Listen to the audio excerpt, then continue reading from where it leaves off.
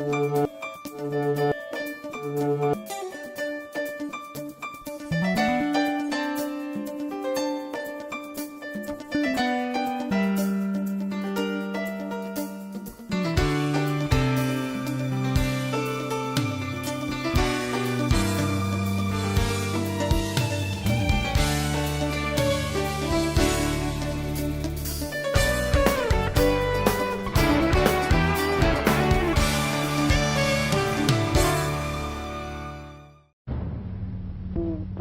Januar sind in Deutschland die Würfel gefallen.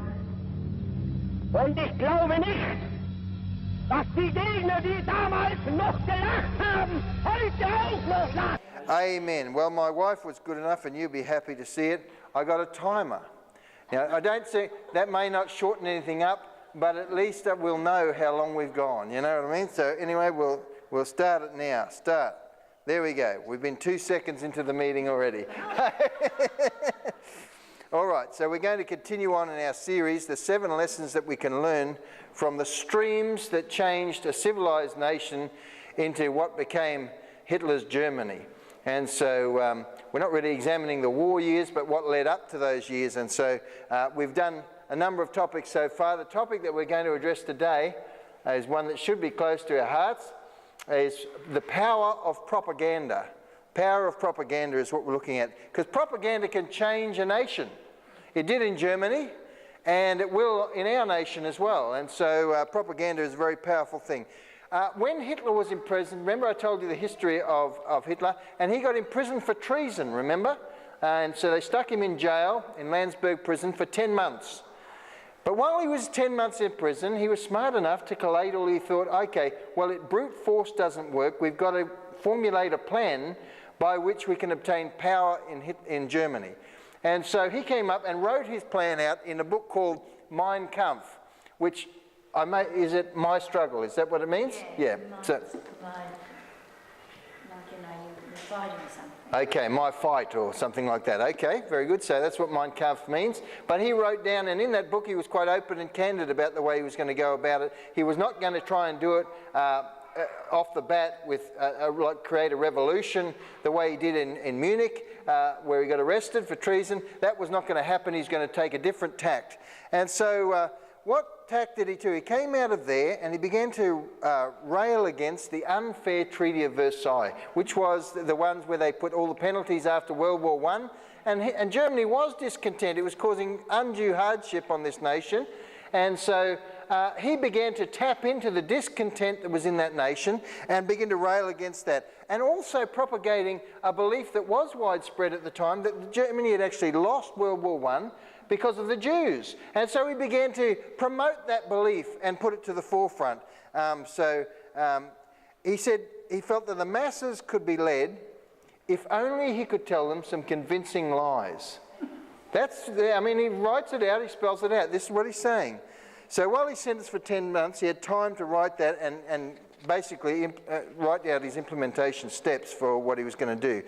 And he explained the techniques that he used when he was in front of a hostile crowd and how to tap into their anger, how to answer their rebuttals to his questions before they even asked them. He had all these things and also how to get them to see the reasons for his philosophy. And so he was quite upfront with that. He believed this, quite interesting as a belief. This book has certainly changed the world, this book here. But he believed that a book could not cause a revolution. It had to be the spoken word, which maybe could be right if the way Jesus came and spoke. But having said that, it was recorded. And all things will pass away, but his word shall remain. So he believed that the books couldn't start, only the spoken word. So he said that when you want to tear down a world and build another one in its place, you first of all separate its supporters from its members. Okay, so a member is someone who's taken a further step. Not just a supporter, but a member of a club, wants to get involved in the club, wants to promote that club. Is that right? So what he said is you've got to sift out the supporters from the members. And so the members are people who are willing to fight on that organisation's behalf. And so he did that. So the function of propaganda was to attract supporters and change people's minds so that they be in agreement with the aims and philosophies of the movement. That's what it is. So he wrote in Mein Kampf, this is a quote, he said, "The first task of propaganda is to win people for the organisation. The second task of propaganda is the disruption of the existing state of affairs and the permeation of the state of affairs with new doctrine. While the second task of the organisation must be the struggle for power, thus to achieve final success for the doctrine." And another quote that he wrote this, he said, "The most striking success of a revolution will always have been achieved when the new philosophy of life, as far as possible, has been taught to all men, and if necessary, forced upon them." And so, yes, what begins as information turns out to become the law of the land, and woe to those who oppose the law. So you see the steps that he's taking. Information first. Get it out there, make it become law, then force it upon. We spoke about the law last time. He said also this, hate is more lasting than dislike. Okay, so if you want that emotion to stick, then you've got to generate hate, because it's going to stick more than dislike. So if he portrayed the Germans as victims of the Jews, he could stir up hatred of the Jews within the German people. And so hate is obviously with a fuel for his agenda. So in Hitler's Germany, people were to see and hear only what the government wanted them to see and hear. So what did he do? Well, of course, when he first got in, he outlawed all the other parties went. Remember, he got all power through the Reich, through the Reichstag, to himself, and he began to censor films. What was the next thing he did? He did textbooks in schools. Then what was the next thing he did? Books that did not match his agenda. What do we all know about Hitler's Germany? They burned the books. Is that right? I love that quote in Raiders of the Lost Ark, where the guy has his little diary there and they're burning the books. And he says to the Gestapo guy, he says, "Perhaps you better read some books rather than burn them," you know what I mean? But also, not only did they burn books that were against them and censor books that were out there, they created children's books, children's picture books that demeaned the Jews and also promoted the Aryan race, okay? So the masses should never be told the end game. They never reveal where they're really going.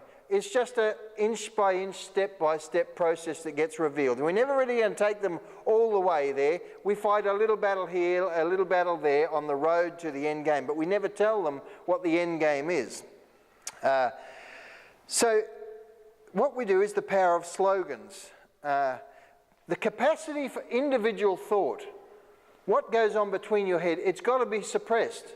Okay, we've all got to think the same thing. So language has got to be corrupted to serve its sinister needs. And so we have our language getting at the moment. So I think a great book to read is George Orwell's 1984. This guy was miles ahead of his time. He wrote it in 1948. So he was way ahead on where he was. But if you haven't read that book, I would encourage you to read the book, young people. Get that book and read it. But they have in there what's called the Ministry of Truth, which is, of course, the ministry of propaganda and lies. It had this as a slogan. It says, this was Oceania, which is our region's slogan. "War is peace. Freedom is slavery. Ignorance is strength." And those ideas can be promoted. So what was happening in Hitler's Germany was sanitized terms were used to camouflage unspeakable crimes. When he was starving children, he never called it starving children. He called it putting them on a low-calorie diet. That's what he called it. When he said the extermination of the Jews, wasn't called the extermination of the Jews, it was called the cleansing of the land from this vermin. Euthanasia, the killing of old people and handicapped people, was called the best of modern therapy. Well, great therapy that is, hey, one shot does it all. There we go, done. Children who were put to death in what was called children's specialty centres. It was never called what it was. You understand what it says? They always label it something nice and neat and abstract they never tell you what it is. And so this is all deliberate. This is no coincidence. This is the way they operate. And so even the outright murder of millions, even at the end, was not called what it was. What was it called? The final solution. It's an abstract sort of thought term that masks the fact that millions of people were getting gassed and burnt to death. They never tell it what it is. They label it something that it's not. So that's the first lesson of propaganda. The next thing is a willing blindness. Think of the power of a cultural current. Well, we had that story recently of those guys in Florida. Do you see that? Where a family was caught in a riptide. And what happened was everyone joined arms. 80 people on the beach joined arms out to get this family so they weren't caught in a riptide. But anyone who's been caught in a riptide, I remember getting caught in one off the Gold Coast. And mate, I was in the water walking as hard as I could for an hour and got nowhere. I was getting exhausted and I thought, if I don't get in the next 5 minutes, I'm just going to give up. Which is what they tell you to do anyway, but you don't want to. You're only, you're like 30 metres from the beach or 20 metres from the beach. You think it's incredible. But I was exhausted. I couldn't get that. Think of the power of a cultural current where everything is flowing in an opposite direction from where you want to go. When it gains momentum, people stare at the facts and filter out what they don't want to believe. Contrary evidence will be ignored or reinterpreted. You can present the facts don't matter. They will reinterpret it. And in the spirit of euphoria, all warning signs are brushed aside. All warning signs. Before we know it, we're in a world where facts don't matter. What the truth is doesn't matter. Facts have no relevance because there's such a powerful cultural tide. Hitler believed that people wouldn't change their minds individually to go with what he wants to go. But the whole idea was if they were in a crowd of several thousand, and I showed you those other ones with the Nuremberg rallies where they had huge rallies, they'd be convinced followers. He said this, he said, and quote, "When a seeker steps into a crowd of thousands, that seeker is swept away into the mighty effect of suggestive intoxication and enthusiasm. When the visible success and agreement of thousands confirm to him the rightness of the new doctrine." Then he also said, "How fortunate for governments that the people they administer don't think." And that's the reason why we're permitted to have things like gay Mardi Gras, things on massive gathering scales, because anyone who goes down there swaying in a vote, just wondering what's happening, they go down there and they say, my goodness, all these people can't be wrong, because there's not just homosexuals down there, there's many straights that go along to these events. And so, and it attracts tourism, of course, and sexual disease, I'm sure, and all other things out there. So anyone who swims against the cultural tide, listen to this, anyone who swims, you're trying to get to the shore where there's firm footing, you're trying to swim against this cultural tide, anyone who does that is what? Demonised. Absolutely demonised by misrepresentations, false evidence and ridicule. Even if you don't have an argument, I've watched many shows on Q&A where the guys that were representing a particular side didn't have an argument, but they resort to ridicule. That's all they do. They don't want to dispute the facts. The facts don't matter. What matters is the emotion and where we want to go, and therefore it's a propaganda machine. Richard Tyrrell wrote this. He said, "Create a critical mass of people who cannot discern meaning and truth from nonsense, and you'll have a society ready to fall for the first charismatic leader to come along." Can I just say that I think our society is getting set up for a charismatic leader to come along. My worry is this, that charismatic leader may just well be the man of revelation, the man of sin. That's what I'm worried about. And I think right now that there's a little lull in world affairs. We've got the beauty to have Donald Trump in there, which I don't know whether you like him or not, but it's a relief from what was coming in. It's God's hand staying in that affair. In Britain also we have God's hand again with Brexit coming through. And so God is giving us a little window, no doubt due to the prayers of his saints, in which one of two things will happen. The first thing is this: we'll end up with a real revival. What is a real revival? It's the church repenting and weeping and apologising. What will be the result of revival? That revival is the first thing, where the church, the people that are called by my name, humble themselves and pray and seek my face. That's what revival is, because what does the scripture say? None seek God, not one. Any of us. God moves us. We have a hunger for God. From that, people come. There's a revival. That's the first thing that may happen. My worry is this: if that doesn't happen in the church, the next thing that happens after God giving you space to repent is swift judgment.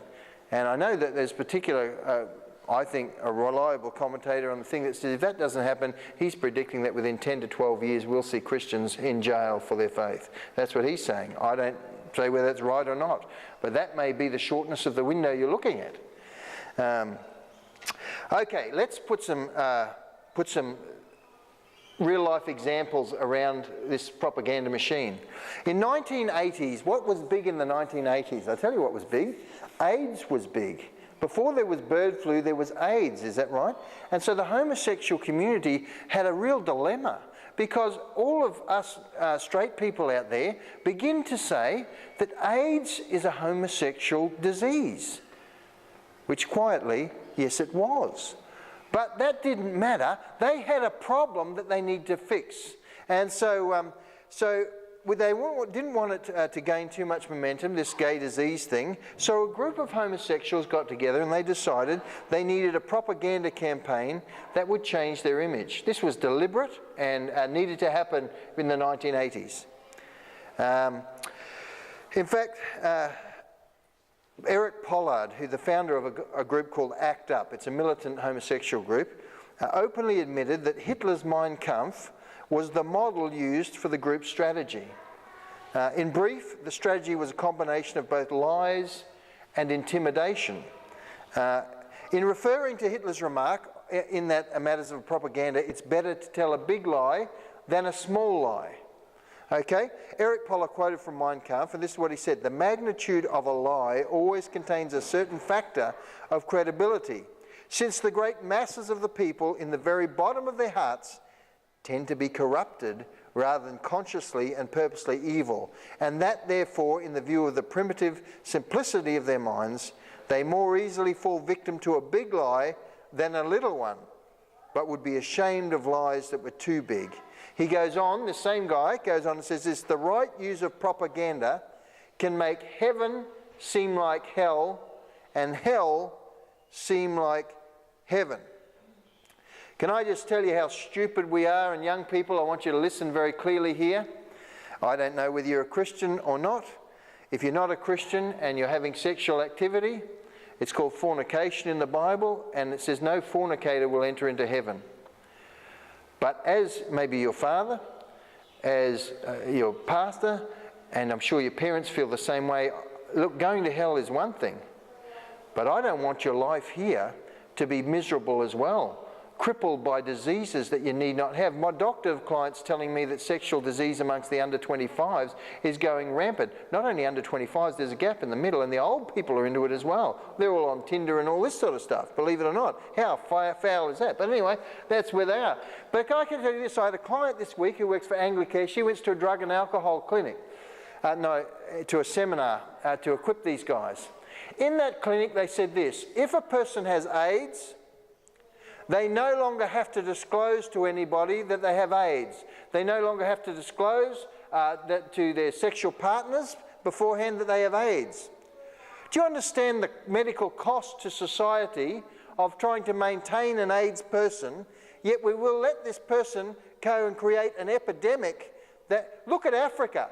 The vast majority of the population is under 40 years of age. Why? Because the old population all died of AIDS, and in this country we're telling AIDS patients, don't tell anybody, just be sexually active. I tell you what happens, because remember the case of that the African guy that came out with Circus de Lay or whatever, and there was big uproar about that. Well, forget about that uproar now. He's out there in the nightclubs along with everyone else that's got AIDS, and he's taking your daughters home, or she's taking your boys home.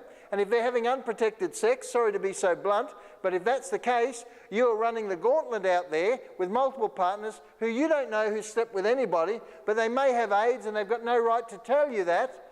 But the cost that's coming on society through dollars and cents is huge, let alone the epidemic that may be out there for those that are fornicating. This is the power of propaganda. Why can't they disclose? Why don't they have to disclose? Because why it's discrimination is where we've got to. Tell you what, if you've got Ebola, you've got to disclose it, and you're in quarantine. You've got AIDS, you don't have to disclose it to anyone. Both of them end up in the bloomin' deathbed. Is that right? Eventually. Shorten lifespans. They don't want to protect your sons, they don't want to protect your daughters. They're evidently not caring whether or not we end up like Africa, because the sexual activity of those that are under 25 is rampant at the moment, sorry to say. Okay, this is 1987. 20 minutes, we're going all right. Hey, 1943. Here we go. Right on the wall. Here we go. Okay, 1987.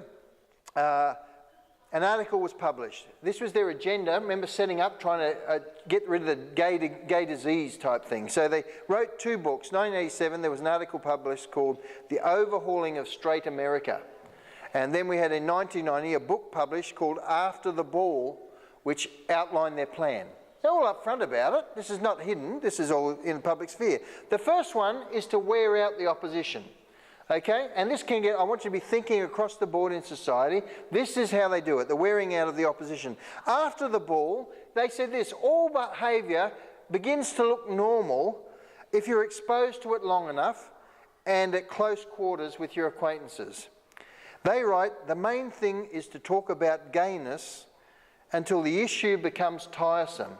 Now, I've got to submit this. I reckon the majority of people out there are saying this. Just give them the gay marriage thing. Let's get it over and done with and move on. But this issue doesn't go away. This issue goes on to the next issue and the next issue. Their agenda is to talk about gayness and present it every possibility until you're sick of it, vomiting. Just get it out. Who cares? You know, move on to other things. This is deliberate, is where they're going with this. Don't shock the masses. Don't shock the masses with sexual imagery. They don't want to talk about what gay sex actually is and what happens with that. They don't talk in those terms. What they want to talk about, instead, the issue should be reduced to an abstract social question as much as possible. This is, and I quote, they added, the average American watches 7 hours of television daily. These hours open up a private gateway into the world of straights through a Trojan horse. This is the method by which they get into our homes and start altering our mindset regarding this issue. And other issues, okay? Other issues. I'm just using this as an example of what we're talking about with propaganda, because they're so open with it. They also outline strategy that infiltrates and demonises the religious public who might be opposed to their agenda. Now, my question is this. I don't want to struggle too much with it. There's a big Hillsong conference that just happened down in Sydney there. 20,000 people went there. All good. So they think. However, this movement, the Hillsong movement, can you imagine if I came to church and played this morning? We had a little conference, a women's conference, and I came out at the end, little performance. They take your tithes that should be taken and given for missions and things along those lines. And what they do, I'll tell you what they do with it, they put on a show. It's entertainment for the millennials is what we're talking about. They take the tithes and offerings that could be gone off to missions to push the gospel, and they put on huge shows for people. And in this show that we have in this church, I wander out with my Maton guitar, and that's it. No clothes. Because that's what happened at Hillsong, a women's conference in the US. They had the naked guitarist. Then they had the Statue of Liberty come out. The problem was that it was a cross-dressing man with a beard. This is what's going on in church. And we're accepting it. Now, we've sung some Hillsong songs, some lovely, beautiful songs. No, the problem is, in amongst all those jewels is poison. So we don't want to get sucked into that pie, but their deliberate plan is to infiltrate. And the head of the Hillsong Church in New York will not come out and say that homosexuality is a sin. He will not. He's been pushed on that issue many times, and he will not do it. We know for a fact they had homosexual people in their choir. So in leadership, as song leaders, things along those lines, this is what's happening within the church. They want to, and I'm all for, Jesus died for the homosexual. I'm happy to have a homosexual in here. They're struggling with that and they want to get clean from it, and they acknowledge that it's a sin. I'm happy to help in whatever, as I would with a drug addict or any other person or someone who is addicted to pornography. We're all going to hell without Jesus Christ. But what is it doing in the church? But there it is. But it's a deliberate strategy. This is number 2. So we wear out the opposition is the first one. Number 2 is appeal to the emotions. Okay? Hitler said it was necessary to go beyond the rational and tap into people's emotions. We don't want people thinking. We want people feeling is what we want. And so gay movement strategy is to portray gays as victims, not aggressive challengers. But if you look at the legal side of things, that's exactly what they are. And so, but they portray themselves as victims of society is what we're looking at. They've created an atmosphere in which they portray themselves as a victimized class in need of special protections. That's really what they're saying, isn't it? We're being brutalized and bullied here, and we need your protection because society is really doing the wrong thing by us. That's the whole message that they push. That's what's going on. And so they do all this under the buzzwords of tolerance, fairness, love. How can love be wrong? Well, is a love between a dog, sexual love between a dog and a man, is that wrong? It's still love, isn't it? Well, where do you draw the line between what's wrong and what's right? I tell you. Okay, so the other thing they use, and these are deliberate terms, is to portray the cause as just and right. Just and right.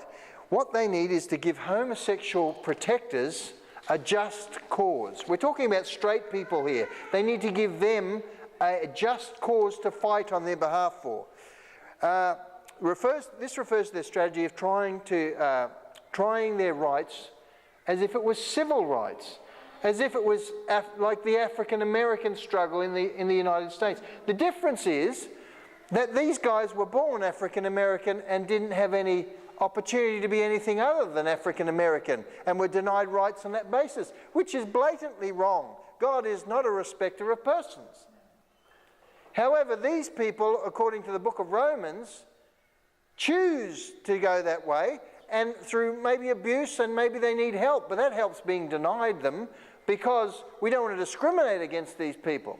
And this can be applied to other fields. I'm just using this as the example.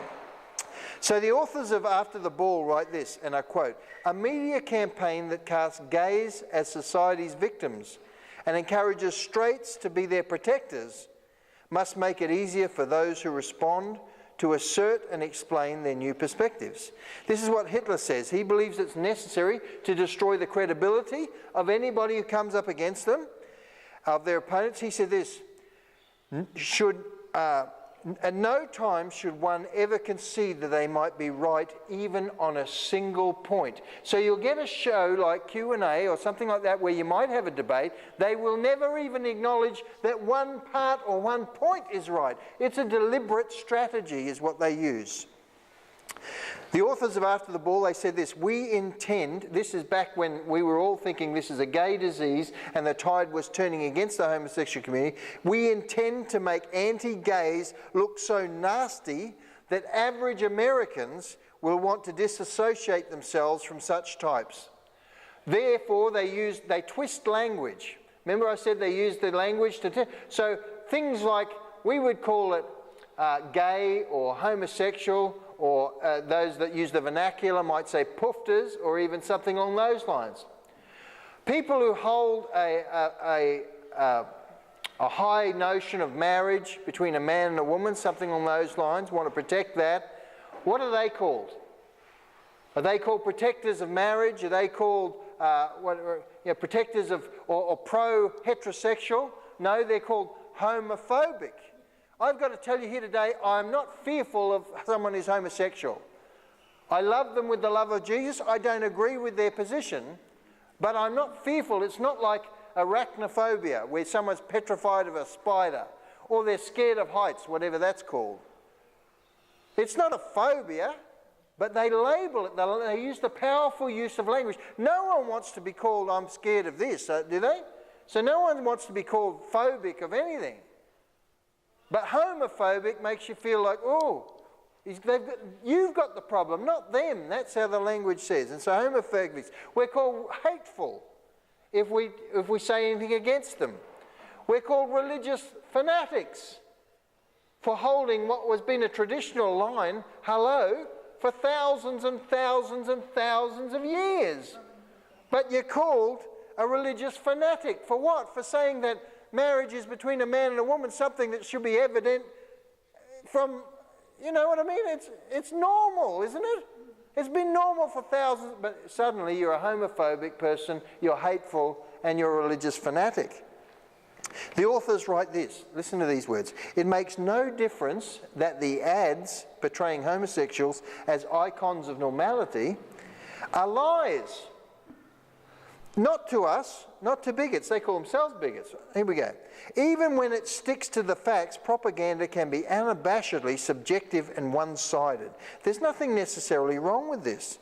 Propaganda tells its own side of the story as moving as possible, since it can count on its enemies to tell the other side of the story with vengeance. Listen, the media doesn't report the news. When you turn on the news, when you watch your Today Show or whatever it is, the media is not reporting the news. It's trying to influence the minds of the masses. If you don't think that's the case, then what's wrong with having a little debate on a morning show? You know what I mean? Where you get two sides of the story. But you can talk about anything. You can talk about Liberal, you can talk about Labor, you can talk about economic policy, you can try and touch the immigration issue in some degree. But I tell you what, when Sondra Kruger stood up for parents' rights and against the homosexuality, she ended up getting hammered for that. Hate mail, death threats, all this sort of stuff. Where's the fairness on the media? There is no fairness. It's a propaganda machine is what's going on. And of course, humour's the best weapon. Humour's the best weapon. If they can get us laughing at adultery, if they can get us laughing at homosexuality, if they can get us even laughing with pedophilia, it breaks down our resistance to it. And how do they do it? They do it the same way that the Islamic community do it. There's an organisation called GLAAD, okay? GLAAD, Gay and Lesbian Alliance Against Defamation. What is its full-time job? It's funded, of course. It's funded to do what? Monitor homosexual portrayals in the media. If you show a homosexual in a bad light, can you imagine being an editor of a story, writing Home and Away or something, right? We're going to put every sort of story we can think of in there. We're going to write one about a homosexual who actually infects one of the stars on the show with AIDS.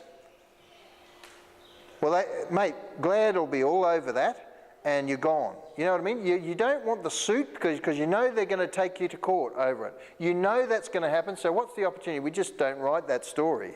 We write a different story. Can you imagine the uproar if we had gone to Channel 9, Channel 7, SBS, ABC, and we say this, as Christians, we're outraged. What we're going to do is we're going to get an agreement here to say that you're always going to portray Christians in a positive, loving, kind light. Mate, society would be uproar. What about the priests, the pedophiles? What about all this stuff? No, you can't show that. That's not, you know. And we're not going to fund it either. They would be uproar. Oh, we're back to 12 minutes. Hasn't been long, hey? Okay. Alan Sears and Craig Austin, they write this, on a daily basis, this is about America, on a daily basis all across America, children as young as kindergarten are being told, listen to this, that their parents are stupid or bigots or intolerant if they don't accept and embrace homosexual behaviour as normal, or even something to be celebrated in some classes. Children are even recruited to promote gay pride marches and events. This is what's going on at the earliest. What's the difference between Hitler and his picture books degrading the Jews? It's the same philosophy from the ground up. Okay, demonising the opposition.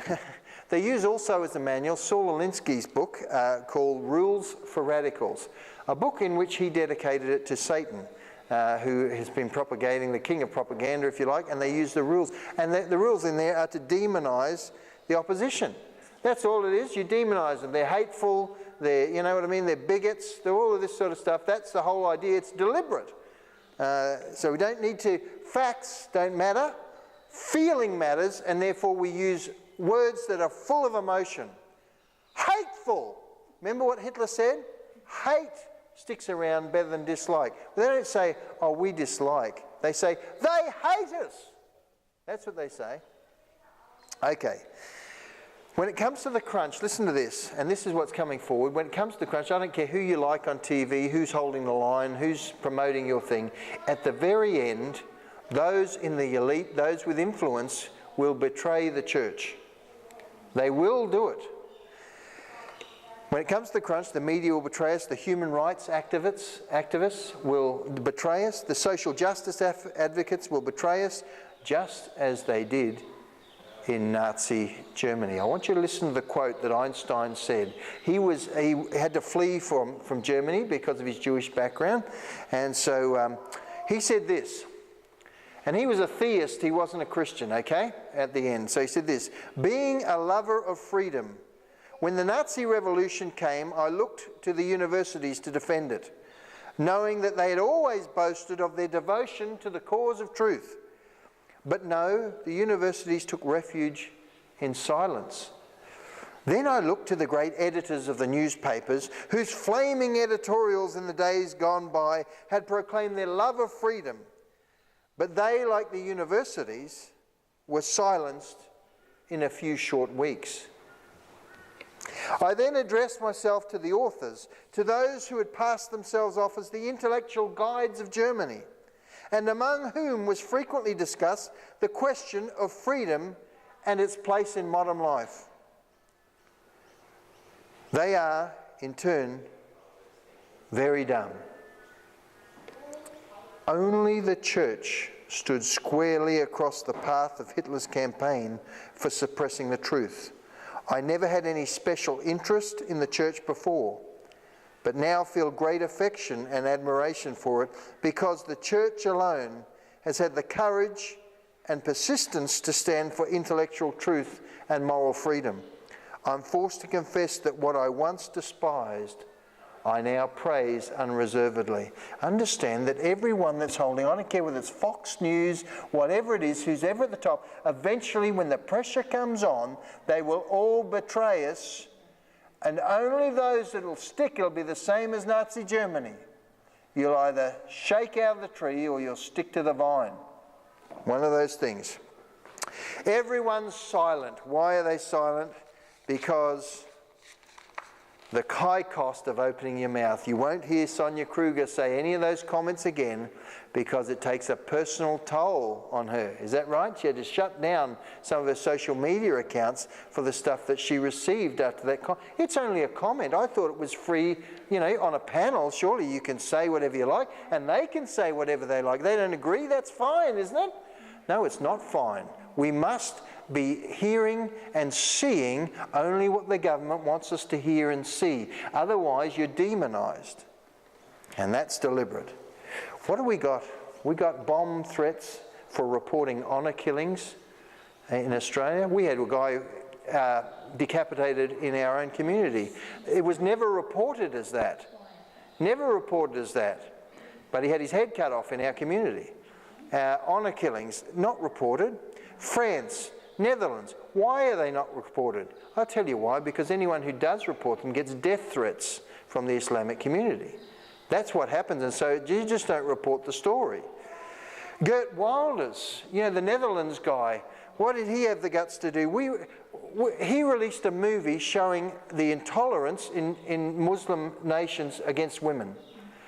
For that, did he get praised in a free democracy in the Netherlands? I'll tell you what happened to him. He got prosecuted through the courts for inciting hatred. He made a documentary. You understand what I'm saying? How many people watch documentaries for starters? But it was so revolutionary, he got put through the courts for inciting hatred. Not only that, he was such a revolutionary, he was denied access to our country. And yet when the gay Mardi Gras is on, you've got every gay lobbyist that can come into this country and do whatever they like. But he's refused entry into our country of Australia for releasing a movie about Islam's treatment of women. He was tried for hate speech. He said that the media is totally betraying the people in his country. They report of the peaceful religion of Islam, and it is peaceful. There's a piece of you over here, a piece of you over there. That's how Islam is. But when the camera is off, listen to what he said. They report the peaceful religion of Islam in Europe, and when the camera is off, they are desperate to find a solution to the problem. That's how it operates. Before we finish, I don't know how we went today, it's going all right. Before we finish, can I tell you, I just want to read some articles. What's happening today? What's happening today? We're trying to learn from Hitler's Germany. What's happening in our society? Can I read you a little bit here? No man and no nation on earth is attacked more often and more viciously than Vladimir Putin. Okay, it says the president of Russia, if you don't know who that is. Highly popular in Russia, Putin has not attacked even one country and in fact is a defender of beleaguered Syria. This is all open to conjecture. It can be truly said that the Russian people have more freedom and liberty than do Americans. Written by an American, by the way. Why do the media, especially the left-wing and Democratic Party, so hate Putin in Russia? The comments by Putin here, which he gave at the recent press conference, reveal the reasons why Putin is the object of scorn, hatred and lies. Putin courageously stands up for and defends Christian values. Compare his views, you've got the link here, with the notoriously wicked behaviour of the American presidents Clinton and Obama. Putin is a breath of fresh air amidst an American jaundiced world of hellish conduct and demonic propaganda. Vladimir Putin has used his annual press conference, to accuse Western liberal elites of abandoning the traditional values that made their countries great. This is from communists. According to Putin, if you like, instead of building a future based on solid Christian values, Western elites have created a culture of, quote, excessive, exaggerated political correctness. This is so destructive it will lead to the downfall of Western civilization if it's not arrested. In nearly 4-hour question and answer session, the Russian president held forth on the state of his country and on the world, saying that there's an international push for a new world order that will, quote, remove national sovereignty, quote, destroy individual identity and God-created diversity, end quote. Putin states that Western elites have begun rejecting the roots that their society was built on. Quote, many Western states have taken the way where they deny or reject their own roots, including their Christian roots, which form the basis of Western civilization. This is from a communist. In these countries, the moral basis and any traditional identity are being denied. National, religious, cultural, and even gender identities are being denied or relativized. In a corrupt new way, this is still the quote, these countries treat a homosexual partnership as equal to a traditional family with children. There's no distinction as to sex and gender. This leads to moral confusion and a breakdown of society. It's damaging to the history of peoples and leads them astray. Continuing with the quote, the excesses and exaggerations of political correctness in these countries indeed leads to a serious consideration for the legitimization of parties that promote the propaganda of pedophilia. The people in many European states are actually ashamed of their religious affiliations and indeed are frightened to speak about them. Faith in God equal to faith in Satan. Putin says that the situation has become so extreme in the Western culture that people are now taught that faith in God is equal to faith in Satan. To say otherwise, Putin notes, would be to risk being politically incorrect, the great crime of our age. Listen, from what we said in earlier talks, Christian holidays and celebrations are abolished or neutrally renamed as if they were ashamed of those Christian holidays. With this method, one hides away the deeper moral values of the celebrations. And these countries try to force this model onto other countries globally. I'm deeply convinced that this is a direct way to the degradation and primitivization of culture. This leads to deeper demographic and moral crisis. Okay, he goes on and says he's unapologetic about Russia's determination to defend Western values. We think it's right and natural to defend and preserve these moral... On he goes. That's Putin. That's from a... Transgender ideology has silenced scientific voices. Remember what we're saying? We're creating a fact-free zone. Okay, so in the course of the few years, the United States has been totally overrun by various sectors of the LGBTI community at an unprecedented pace and intensity. Not only has gender ideology taken the majority of political platforms by storm, it has surreptitiously entrenched itself into the influential professions such as the medical profession. Well, recently we had it come out in our country. Ever since the Supreme Court redefined marriage in late 2015, the voices of the scientific community have been silenced in order to clear a path for the multitude of, this person's not a Christian by the way, for the multitude of gender-based political agendas which directly fly in the face of biological fact. According to Michelle Cretella, who has served for 17 years as a general paediatrician, they have been distressing changes to the medical community brought about the redefinition of marriage. Just a few short years ago, not many could have imagined a high-profile showdown over transgender men and women's access to single-sex bathrooms in North Carolina. But transgender ideology is not just infecting our laws, it's intruding into the lives of the most innocent among us, children, and with the apparent growing support of the profession of the medical community. She witnessed a swift infiltration of transgender ideology in the field, goes to discuss some points in major respects of the transition. Paediatric gender clinics, which are considered elite centres of affirming children who are distressed by their biological sex, this distressed condition once dubbed gender identity disorder. So you understand, kids that were confused about their sexuality, it was a disorder before, but not anymore. Renamed gender dysphoria in 2013. In 2014, there were 24 of these gender clinics.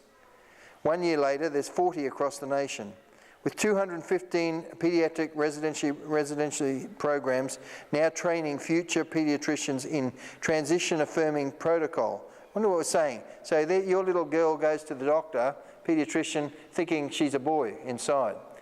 They can't help her anymore. Their idea is to help her transition to become a boy. That's what goes on in these things. And we could go on and on, but we'll leave that one there. Then we go on. This is just this week. The global force behind same-sex marriage. I love that Lisa sent us a thing. Take a guess. I asked my dad. I said, how many people do you think are homosexual in this country? He said 10% is what he said. What do you reckon? No. Throw out a number. Say something. Less than 1%. Yep, you're right. In the census, for marriage definition, it's 0.37 of 1%. But how you would think it's everywhere, wouldn't you? You would think homosexuality is everywhere. Why? I mean, our whole parliament time, 29 times this bill's been up before our parliament to change marriage for homosexuals. To do what? For 0.37 of 1%. We've got big troubles in our country. That is not one of them. What are they wasting their time on such a small minority? Why not, if you're going to do that, pick up the cause for the Indigenous. You know what I mean? Do something in that regard. My goodness, at least there's more of them. Anyway, why is it is the way it is? I tell you why it is. Because there's huge money in the homosexual community that is funding this stuff. They make big noises because they carry a big stick to do it. Here's one guy. A guy called Tim Gill. You won't know the name. You won't know the name. Tell you what. It says this about Tim Gill. He was a multi-millionaire who believes that it's wrong to allow any exceptions for religious beliefs and who endorses punishing those who disagree with homosexuality. He's a software program who made a fortune in the 1990s. He's not a household name, but that's by design. The 63-year-old a Coloradan, rarely gives interviews and describes himself as a pathologically antisocial and ill at ease with publicity.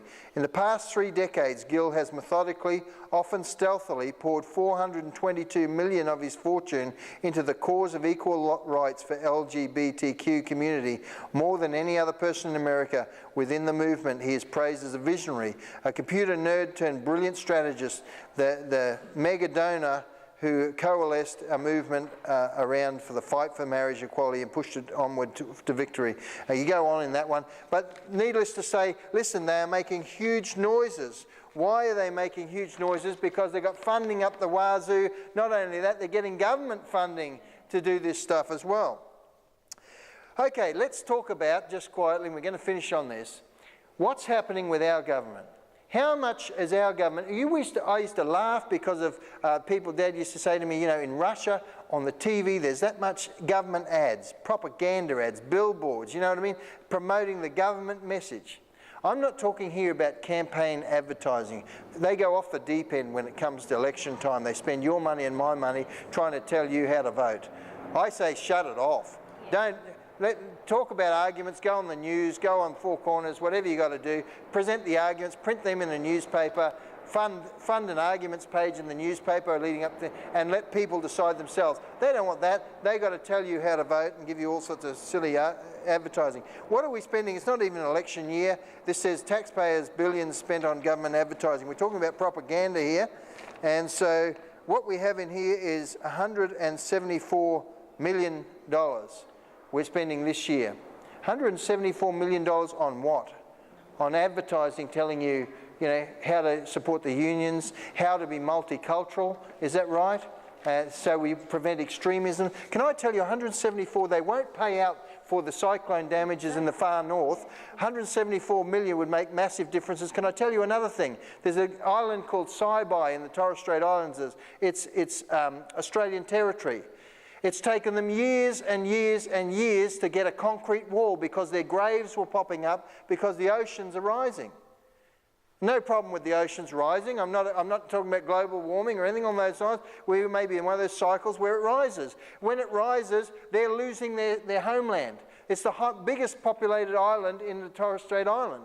It cost them $25 million to save their home. Now, there's other islands out there that haven't got a hope in hell of getting any funding for this. You want to save some Australian citizens, save the whole community. All you got to do is get a concreter up there and concrete around the island, put a concrete wall like they did on Saibai. They won't do that. Why? Because they're too busy spending your money and my money telling me what to think. The propaganda, how to accept these things and what to roll with the government agenda. Why do we need to spend $174 million annually? And we're going to record numbers of spending, near record numbers of spending. The only other one was 07, 08, where they're rolling out more government programs, telling you what to do and what to think. Why do we need to spend $174 million doing that? That would be a hospital. If you couldn't do a hospital of that, there's something wrong. So that's where we're at. So we spend a record amount on all of that. That's that one. Righto. What are we doing at the moment? What are we doing? Listen to this. This is our Queensland government. What are we doing? Is there a propaganda in this country? Well, we've got 174 million. Can you imagine what's going to happen to if they ever cut that off from digital media, from television, from radio, from newspapers? They would collapse overnight, wouldn't they, with that amount of turnover going through. Anyway, here we are. Our Queensland government, good on them.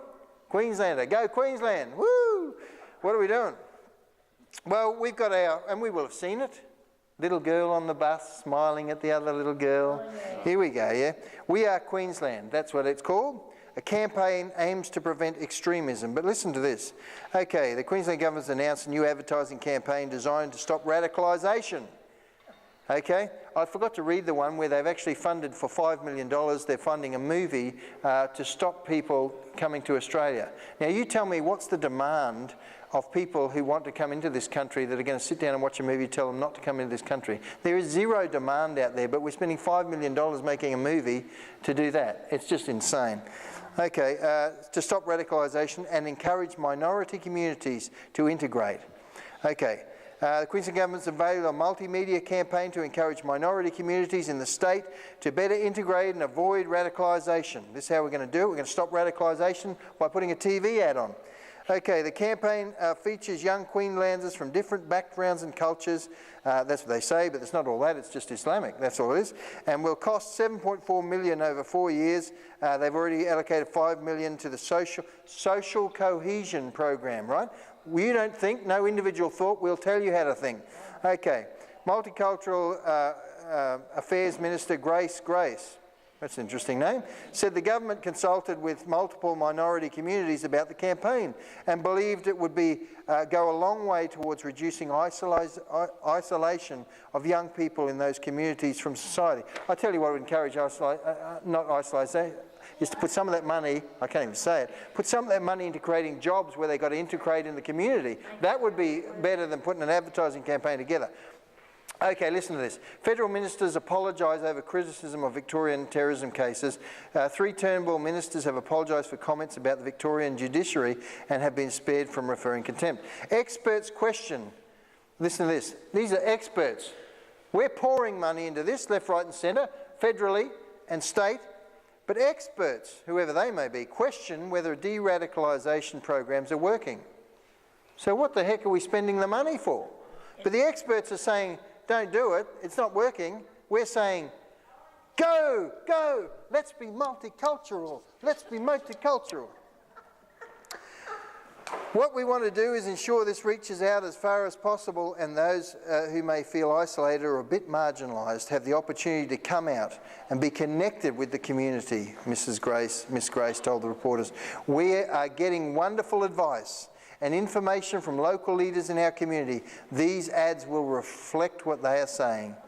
Opposition spokesman Ian Walker said the campaign was a good idea in theory, but it remained to be seen whether it would be effective in practice. Quote, I think we're a bit doubtful that a television ad will touch the heart of a hardened terrorist, but let's wait and see. The important thing is that the steps Labor actually takes in the community to ensure people are actually safe in their communities. In addition to the campaign, community groups can gain access grants of between $5,000 and $20,000 from next month for their own programs to encourage community engagement. We're firing it in, we're firing it in. They're telling us this dream of multiculturalism. Can I tell you just a couple of things, and we're going to finish right now.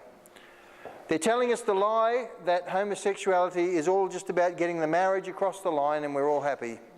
Like all ducks in a row, they'll all be happy, they'll be able to marry, they'll say, I'm married now. Even though they can say the same thing on any form, there's no discrimination on any government form, they can have civil union, no problem. They can now say, we're married, and you think it's going to end there. I tell you it's not going to end there, because in Canada, where they've gone off the edge completely on this stuff, you've got a court case in June 2016 where a man actually raped his daughter. He was on 13 charges of assault, and he was of one of bestiality, right?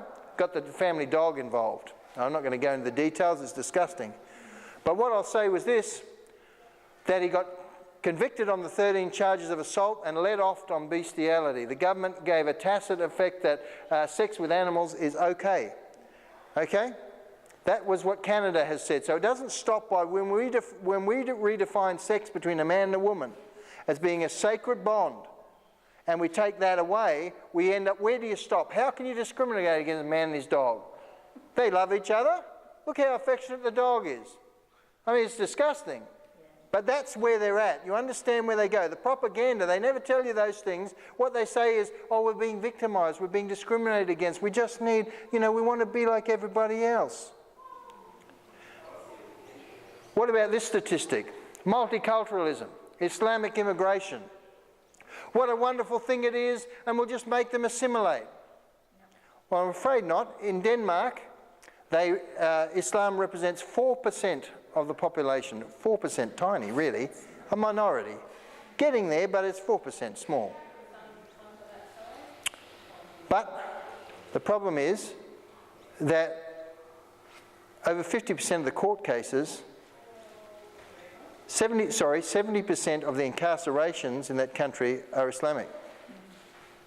4% of the population, 70% is incarcerated. And 50% of the court cases involving rape are Islamic. These are statistics they won't tell anybody. How safe are my daughters and your daughters?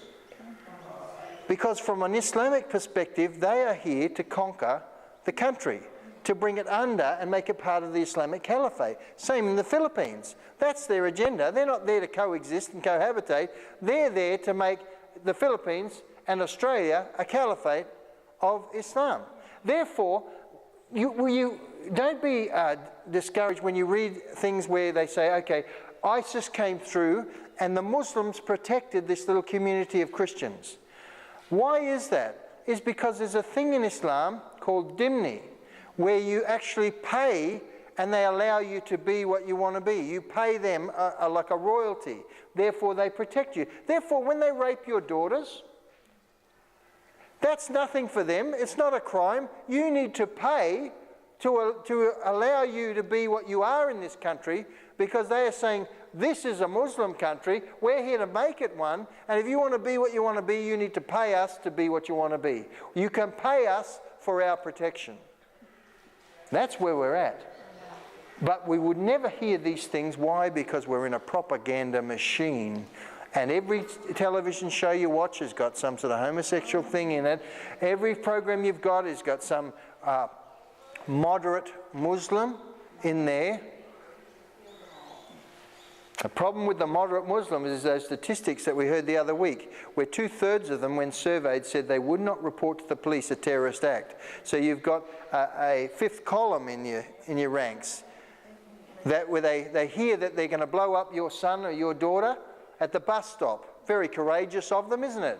They're going to ride by on a moped and squirt them with acid and defame George's lovely face so that it's disfigured for the rest of her life.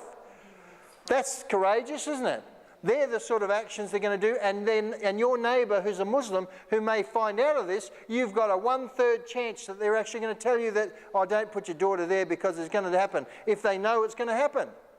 This is what we've got in our country, and yet we're ploughing into this, we're going to prevent radical extremism by having an ad campaign where we just smile across the bus. It's insane. We all know it's insane, but it's propaganda. And this is where we're living. I can see all the streams of Hitler's Germany all culminating. My worry is God has given us a little window here for revival. Every church in Australia should be praying right now for revival. If you know people that are in other churches, contact them. Ask them to pray. If there's ever a time, now is the time, because if God closes this window, you've got the Brexit in England, we've got Trump in the US. No coincidence these countries have been bought a reprieve through the prayers of the saints who are crying out. But if we will not repent in this time, judgment is coming. And we don't want that. We want time, is that right? That's what I want. And so, Father, we lift up our country, Australia, and we pray, God, spare us. God, have mercy on this country. As wicked as it is, God, I pray that you'll turn the hearts of the leaders of our churches. Call them to prayer. Lord, call them to prayer. Lord, let the trumpet sound, the alarm on the bulwarks. Father, that the attack is coming. Let the trumpet sound and let the saints arise. And arise on their knees, and arise in their workplaces, and arise in their churches. And God, help your word to be spread in this country. Let it catch like wildfire. Let revival start, and let it start in us. A hunger and a thirst for God that replaces sport, that replaces money, that replaces music, that replaces the joys of life, that replaces our houses and our cars and our holidays, that replaces all of these things, that you would be number one in our lives. God, let righteousness exalt this country, we pray. And that's the cry of our hearts in Jesus' name. And everybody said, Amen. Amen.